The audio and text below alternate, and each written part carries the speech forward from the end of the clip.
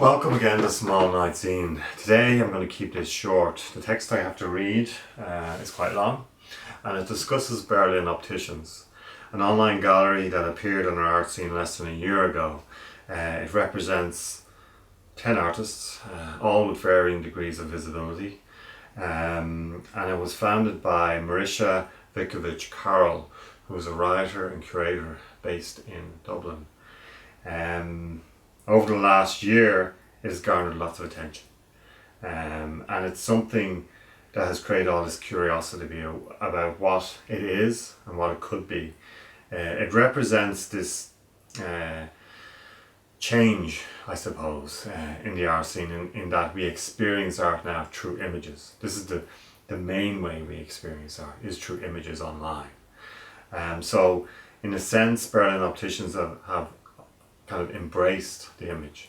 So over the past year, they've had lots of online exhibitions where the artworks are carefully staged and well photographed, and you experience the exhibition that way, or the objects that way. And they've also had 2 exhibitions, short-lived exhibitions in real space at 2 heritage sites in Dublin, which have also garnered lots of attention, especially at the openings. And there's this tension between those 2 things, the offline and the online, that they're, I suppose, experimenting with and seeing where it goes. It is an experiment, I presume, but it feels that it has longevity. It will work into the future. The artists that are represented are mainly painters and they're object makers. So there is a push towards some kind of market. There's a certain type of branding around it, and there's a glossiness to it all that is connected maybe even with fashion. And in this text I talk about other for-profit spaces like Orchard Projects with Andrea Fraser, who's on the front, and but also I want to discuss non-profit as well, and this is a book I'm reading at the moment. It's by Chris Kraus and it's called Where Art Belongs. It's published by Semiotext. Chris Kraus is a co-editor with Sylvain Lotteringer and Heidi L. Colte. And I want to quote from him, and it's in relation to Tiny Creatures, which was a non-profit space set up by a non-artist, a non-curator in LA in around 2006. And it's like she stumbled into the art world and garnered a lot of attention as well at the time, but it was much more communitarian based. It was kind of retreating from the market. It was retreating from the MFA crop that were coming out. It was much more open to other types of artists, and this is what the co-editor of Semiotext wrote at the closing of Tiny Creatures, which only lasted a couple of years. What I find compelling about the scene at Tiny Creatures is that although discerning in her tastes, Janet Kim brings a generosity and sincerity to her curatorial adventures. The place becomes at once a music school, a screening room, a performance space, an art gallery, but mostly it's a fragile proposition. I suspect that part of that may come from the fact that, like me, she comes to this culture from the outside. What she likes is not a given or self-evident. When you're an outsider, culture retains an element of strangeness. It's a learning process. You have to make it yours, and this brings an element of surprise to your choices.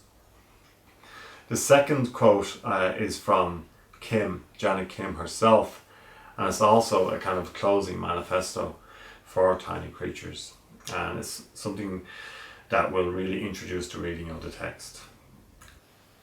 Tiny Creatures did what it set out to do. It refuses to be big. If it were bigger, it would no longer be Tiny Creatures. Tiny Creatures is an alternative to an over-commodified world. There can be change, but change in Tiny Creatures' ways. Change in tiny ways. So without further ado, here's the text. Up until recently, the bane of my writing existence was the group show. When writing on group shows, you are obliged, in avoidance of what David Foster Wallace called the asshole problem, to mention every artist in the review. The solo show liberated me from obligation, from inclusiveness, from the curator, from the institution, and to some extent from myself, to focus solely on the artist and their work, and to see where the cumulative identity of the artist via the artworks might take me in terms of writing. As you might have noticed, the solo show has been out of fashion for some time. That is, except for the 1% museum retrospectives of Wolfgang Tillmans and the established male cohort et al. Thing is, ever since the bigger than 1% chunk of would-be artists turned coat to become would-be curators, probably because the latter are realists, the group show has become our staple diet. The group show is more communitarian, more pluralist, less careerist than the solo, even though it's a byway to getting a solo show down the line.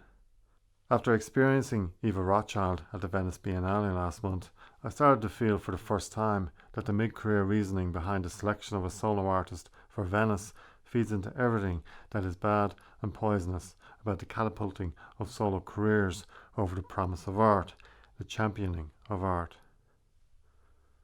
And yet, even though the solo show is the dream, the group show, the compromise, it's lonely going solo.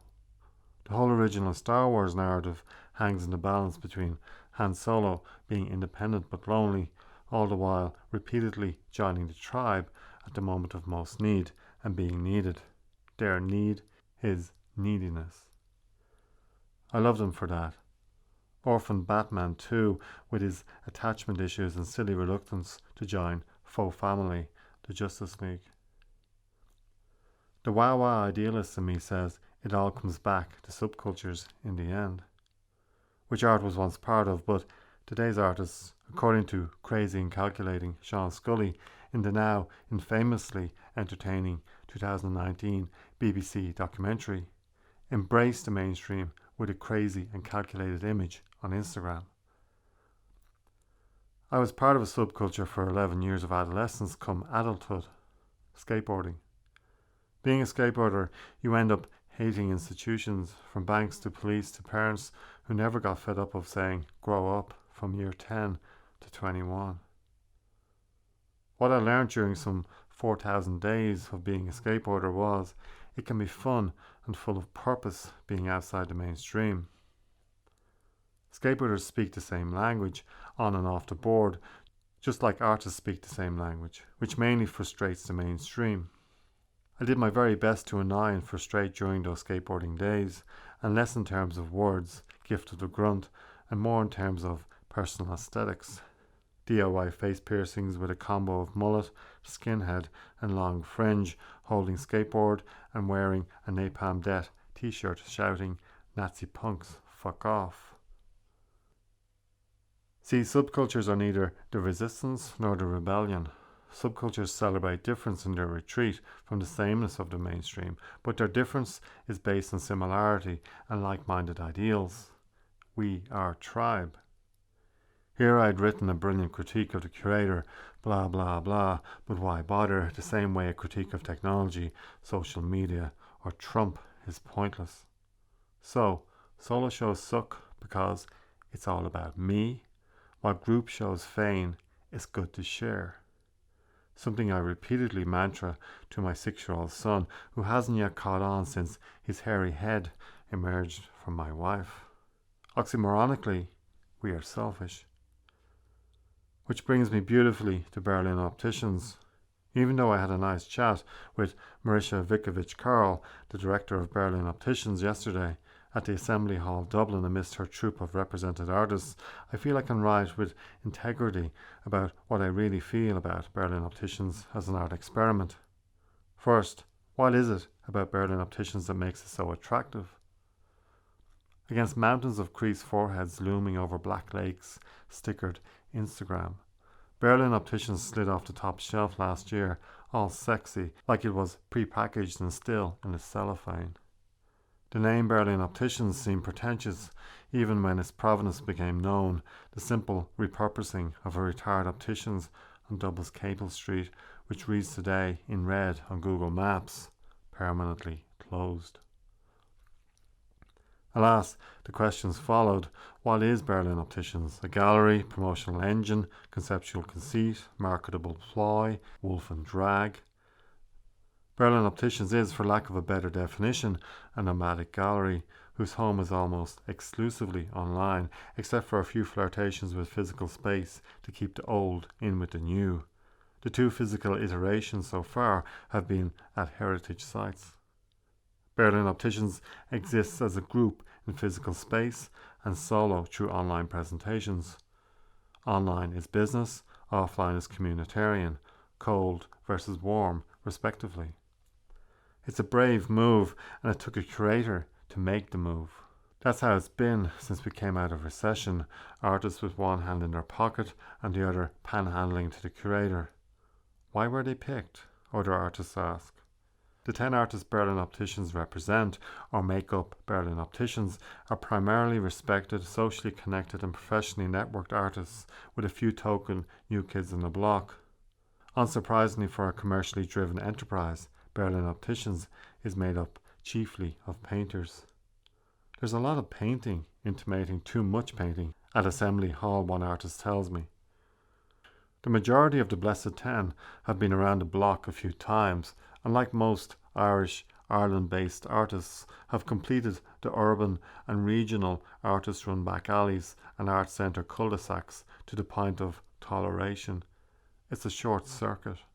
After a year of teasing the physical art scene and saturating the Instagram scene, in the casual words of a young photographer, the nomadism of Berlin Opticians, this collective entity in its plural singular, is the antithesis of what we expect from private or public art institutions in Ireland. Berlin Opticians' dalliances with physical space are just that, dalliances, teasing out his online presence on Instagram and a dedicated website.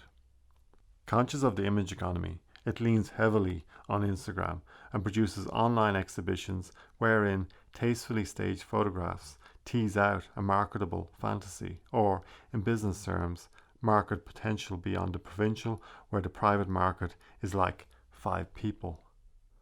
After only a year, Berlin Opticians rolls off the tongue without much thought.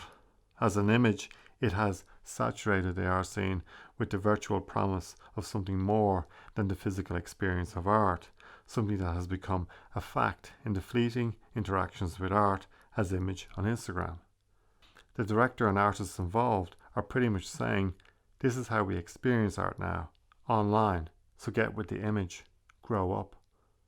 Of course, this new direction has been provoked by the external reality that art is really on its own. So here I find myself excited by Berlin Opticians' promise.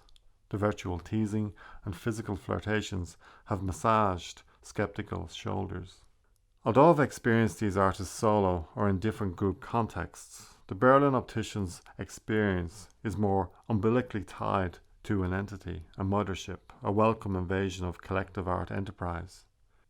Berlin Opticians reminds me of Andrea Fraser's artist-run for-profit space Orchard Projects, which according to Brandon Joseph, quote, treaded a fine and perhaps ultimately impossible line between self-reflexivity and, to use a barbaric neologism, self-complicity, which could veer at times into self-promotion, end quote. All Orchard's apples fell out of friendship. Or John Kelsey's and Emily Sundblad's Rena Spalling's, with its collective sensibility and marketable critique that today still treads a similar impossible line with conceptual tightrope walkers like Merlin Carpenter. Truth tell, I've always wanted a local Rena Spalling's. Except for its acronym BO, Berlin Opticians is less punk than those critically self-reflexive and complicit New York iterations of ironical resistance to and compliance with the art world, a world that recycles market critique to its own promotional and monetary needs. Unlike New York, we have no art market to critique, so Berlin Opticians sits pretty on the rounded edges of the swimming pool in a motel desert side of Trump's Mexican Wall, with its little piggies sloshing in the blue yonder, waiting, wishing as shooting stars scratch the celestial chalkboard. Berlin's, let's call it that from now on, stable of artists has done the block a few times. That said, Berlin proposes an alternative vehicle to the tunnel vision of the art scene, which, like Met and Fresno, has become overly dependent on the 5 or so Dublin galleries, and on public funding in particular, which conditions a certain type of artist, and administration aware of audience strategies and project outcomes that is overly self-serving, self-protective, and sociopathic. When the funding boxes are ticked, ties are invariably cut.